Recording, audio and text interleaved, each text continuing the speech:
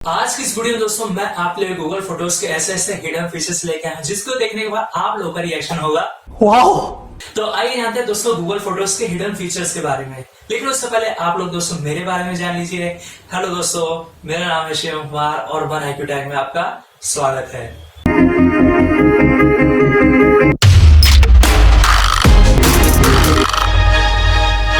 तो सबसे पहले गूगल फोटोज के हिडन फीचर के बारे में बात करें दोस्तों, तो वो दोस्तों ये है कि मान लीजिए दोस्तों आप लोगों के पास बहुत सारे इमेजेस हैं जिस पर आप लोग एडिटिंग करना चाहते हैं, या फिर आप लोग उन इमेजेस को कोलाज बनाना चाहते हैं, या फिर आप लोग दोस्तों उन इमेजेस पर एनिमेशन करना चाहते हैं। तो इसके लिए दोस्तों आप लोग तरह तरह की थर्ड पार्टी एप्लीकेशन का यूज करते होंगे। लेकिन अब दोस्तों हम लोगों के पास गूगल फोटोज पे ये फीचर प्रोवाइड है कि जिस पर हम लोग अपनी इमेजेस को कोलाज बना सकते हैं, या फिर अपनी इमेजेस को एनिमेशन दे सकते हैं, या फिर हम लोग अपनी इमेजेस पर एडिटिंग कर सकते हैं। तो आइए जानते हैं हम लोग कैसे इन फीचर्स का यूज कर सकते हैं गूगल फोटोज के अंदर।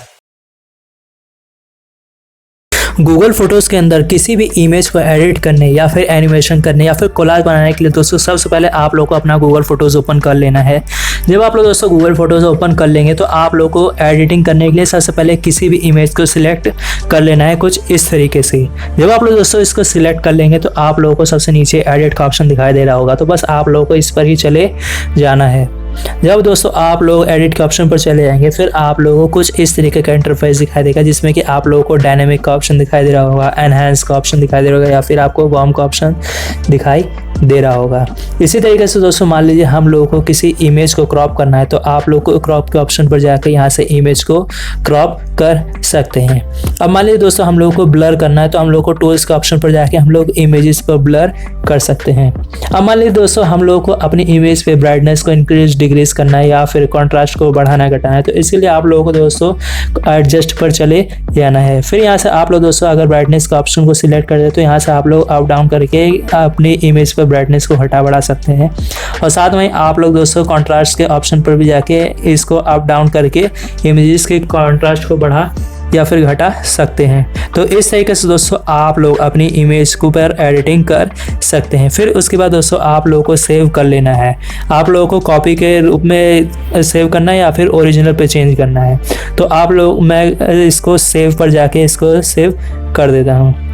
तो दोस्तों आप लोग कुछ इस तरीके से अपनी इमेज पर एडिटिंग कर सकते हैं।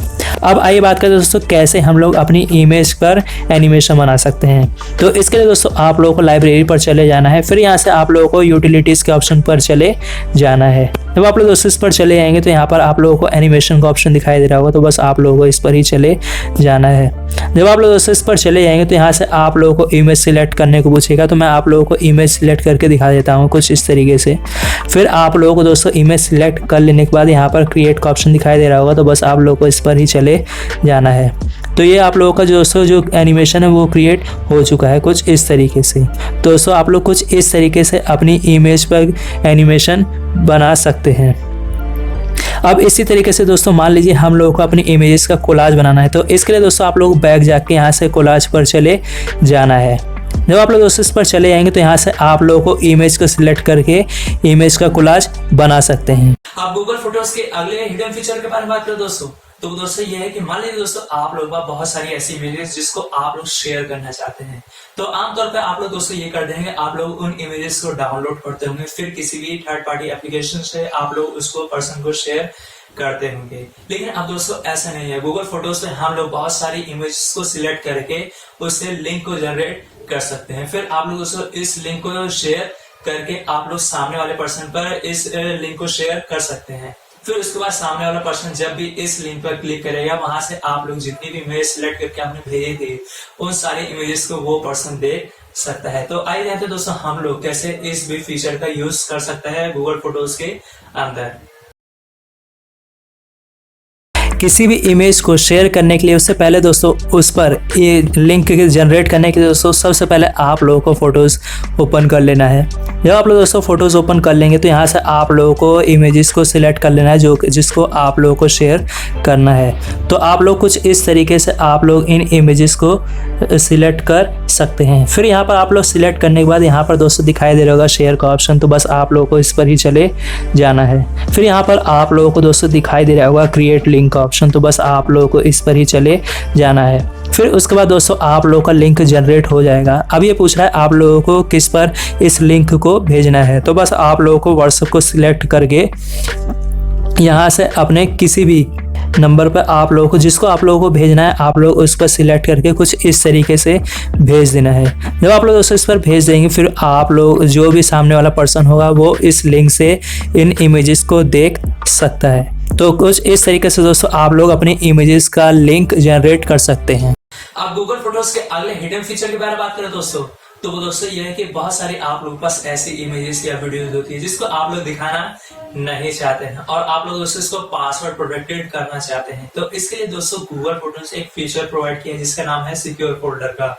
आप लोग दोस्तों इस फोल्डर के अंदर सारी इमेजेस या वीडियोस को आप लोग सेव कर दे, फिर उसके बाद आप लोग इसका पासवर्ड सेट कर दे। जब आप लोग दोस्तों इस पर पासवर्ड सेट कर देंगे फिर उसके बाद आप लोगों के जो भी इमेजेस है उस पर आप लोग तभी सीन कर सकते हैं जब आप लोगों को उसका पासवर्ड याद हो।